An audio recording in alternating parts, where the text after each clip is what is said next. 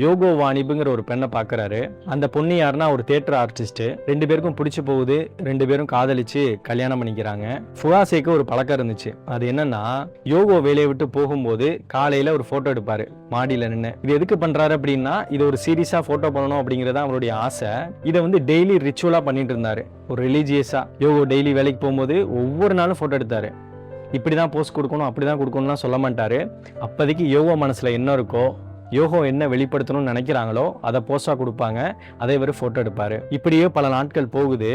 ஆரம்பத்தில் அது ஜாலியாக தான் இருந்துச்சு. ஃபுவாசே இந்த கேமரா வழியா லென்ஸ் வழியா பார்க்கும்போது ரொம்பவே மனசுக்கு நெருக்கமாக யோகோ இருந்தாங்க.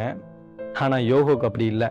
இவர் என்ன எப்போவுமே கேமராவை கட்டி எழுகிறாரு, எப்போவுமே கேமரா கூடயே இருக்காரு, கேமரா மூலியமாக தான் நம்மளை பார்க்குறாரு, நம்ம மேலே அந்த அளவுக்கு இவருக்கு விருப்பம் இல்லை அப்படின்னு யோகோ நினைக்கிறாங்க. இவங்க ஒன்றா தான் இருக்காங்க, ஒரே வீட்டில் தான் இருக்காங்க. இருந்தாலும் இந்த விஷயம்னால இவங்க தனித்தனியாக இருக்க மாதிரி ஒரு ஃபீல் ஆகுது. யோகோ என்ன முடிவெடுக்கிறாங்கன்னா,